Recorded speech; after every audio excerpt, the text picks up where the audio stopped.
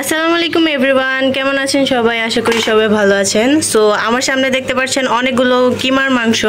তারপর এখানে আদা রসুন পেস্ট নিয়েছে ফুপু, পেঁয়াজ কুচি দিয়েছে ফুপু। আজকে এগুলো কিমা মাংস দিয়ে কি করবেন, কি রান্না করবেন, আজকে কি বানাবেন? কিমা মাংস দিয়ে আমি আজকে নুডলস রান্না করব আর সিঙ্গারা সমোসা বানাবো। এটাতে আমি আলুটা দিই নাই, আমি একটু নুডলসের জন্য নিব। কাঁচা মাংস নিয়েছেন? হ্যাঁ, কাঁচা মাংসগুলো আমি এখানে চামিচ দিয়ে 1.5 চামিচ, যেহেতু আমার 1.5 কেজি মাংস আছে, গরু মাংস কিমা করে নিয়েছি। এটা দিয়ে আমি ছোট একটা চামিচ, এটা দিয়ে 1.5 চামিচ আদা রসুন নিয়েছি। আর পেঁয়াজ অল্প একটু আমি আরও দেবো পেঁয়াজ, আর অল্প একটু মরিচ বাটা নিয়েছি। কাঁচা মরিচ তো দিব পরে, তো আপনারা দেখতে থাকুন আমি কি কি মশলাগুলো দেই এর ভিতরে আর কি কেমনে আমি করি। দালচিনি দিয়ে দিলাম,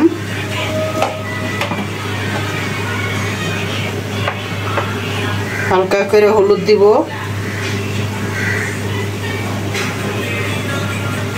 1 চামচ জিরা আরেকটু দিব, গরম মশলা পরিমাণ মতো, বেশি দিব না।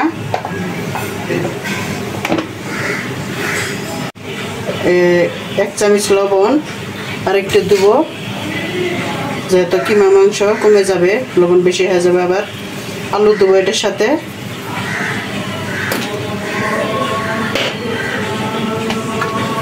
একটু তেল দিয়ে নেব। আচ্ছা, এটা কি ম্যারিনেট করে রাখবেন? না না, ম্যারিনেট করবো না। তাহলে কি করবেন? মাখায় রান্না করবেন? মাখাবো, মাখায় তারপরে আমি কড়াইতে দিয়ে দিব, যেহেতু আমার একটু বিকেল হয়ে গেছে, একটু নাস্তা বানাবো, গরম তো অনেক। আরো নুডলস মশলা তো দিব। এখন সবগুলো মিক্স করে নিচ্ছি। মিক্স করে তারপরে একটু পেঁয়াজ হালকা বেরেস্তা করে আমি কিমাগুলো ওই ইয়েতে দিয়ে দিব, কড়াইতে। এই যে দেখুন আমার পেঁয়াজগুলো লাল লাল হয়ে গেছে, আমি একটু পেঁয়াজ বেরেস্তা করে নিলাম। এখন আমি ওই কিমাগুলো ঢেলে দিব। এই যে একটু মশলা দিয়ে আমি ম্যারিনেট করে রাখছিলাম।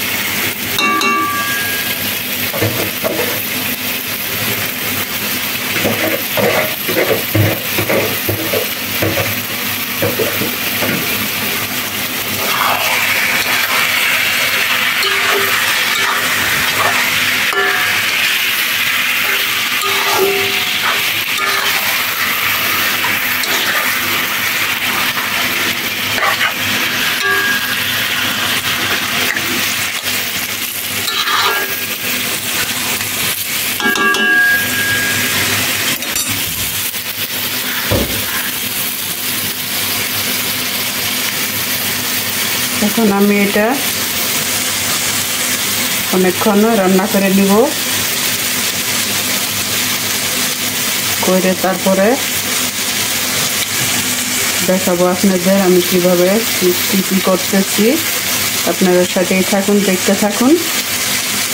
আর কেমন হচ্ছে আমার, আপনারা কমেন্টে আমারা জানান।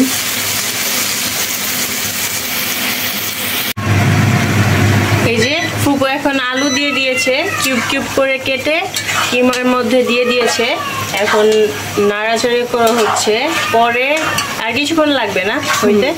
আলুটা একটু সিদ্ধ হবে মানে এখনো, তারপরে দিয়ে দেবো গাজর। গাজরটা গলে যাবে, এই কারণে আমি আলুটা আগে সিদ্ধ করে নিচ্ছি। লাস্টে দিবেন? হ্যাঁ, নামানোর 5 মিনিট 10 মিনিট আগে দেবো, যাতে গাজরটা আবার কচকচ করবো, এই জন্য বিরিয়ানি ঝগড়া লাগছে। গাজরটা দিয়ে দিলাম, এই আলুটা হয়ে গেছে আমার, সিদ্ধ হয়ে গেছে। এখন গাজরটা হয়ে গেলে আমি বেশিক্ষণই করবো না। হ্যাঁ, যেহেতু আমার গাজরটা ডিপ করা, আপনারা সবসময় দেখুন বাইরে তো যা মানে এই সময়কালে বৃষ্টি পড়তেছে, ওই জন্য বৃষ্টির মধ্যে তো যাওয়া যায় না। মানে কি এভাবে করে রাখলে, প্রসেস করে রাখলে যে কোনো মুহূর্তে বের করে রান্না করা যায়, নাস্তা সব কিছু বানানো যায়। আবার রাস্তাটা নিয়ে এসে রাখলেও থাকে না, পচে যায় ফ্রিজে। নুডলসে একটু তেল দিয়ে দেবো। ও এখন নুডলস রান্না করতেছেন? হ্যাঁ, নুডলস রান্না করতেছি, একটু তেল দিয়ে দিলাম, তাহলে নুডলসটা দলা দলা হবে না, ও ঝরঝরা হবে। হ্যাঁ ঝরঝরা হবে। পানি বলক উঠে গিয়েছে, এখন আমরা নুডলসগুলো দিয়ে সিদ্ধ করে নিব ভালো করে। তো একটু মোটা মোটা নুডলস, এর জন্য একটু বেশি টাইম নিয়ে সিদ্ধ করতে হবে। নুডলসগুলো হয়ে গিয়েছে, এখন ফুপু এগুলো ঝুড়িতে ঢেলে পানিগুলো ফেলে ঝরঝরা করে নিয়েছে। এখন কিমার ওপর নুডলসগুলো ভালো করে রেখে মানে ঢেলে দিয়েছে, দিয়ে তারপর এখন ভালোভাবে নেড়ে চেড়ে মিক্স করতে হচ্ছে, মানে মিক্স করবে ফুপু এগুলো সবগুলো ইনগ্রেডিয়েন্টস একসাথে মিক্স করে নিচ্ছে। তো এই যে আমাদের নুডলসটা রেডি হয়ে গিয়েছে। তো কেমন লেগেছে আপনাদের কাছে নুডলসের রেসিপিটা কমেন্টে জানাবেন। সো ভিউয়ার্স, এই যে আপনারা তো দেখলেন ফুপু যে পুরগুলো বানিয়েছিল ওগুলো হয়ে গিয়েছে। তো এই যে অলমোস্ট বানানো শেষ, এগুলো দিয়ে বানিয়ে শেষ করলাম। এগুলো পাপড় ভাজা বানাবেন? তো এই যে সমোসাগুলো বানানো কেমন হয়েছে তা অবশ্যই কিন্তু কমেন্টে জানিয়ে যাবেন। এই ভিডিওটা কে কোথা থেকে দেখতেছেন তাও কমেন্টে জানাবেন। সো আজকের ভিডিওটা কেমন লেগেছে আপনাদের কাছে কমেন্টে জানিয়ে যাবেন। আর আমার সমোসাগুলো কেমন হয়েছে, সুন্দর হয়েছে না? এই দেখেন কত সুন্দর হয়েছে। আমরা এর থেকে ছোট ছোট কিনে নিয়ে এসে খাই। হ্যাঁ, এটা সবচেয়ে পারফেক্ট হয়েছে। আপনারা কারা কারা সমোসা সিঙ্গারা বানাইতে পারেন কমেন্টে জানাবেন, মানে এই যে ফোল্ড যে করতে হয় সবই হয়েছে। সো আজকের মতো বিদায় নিচ্ছি, আল্লাহ হাফেজ।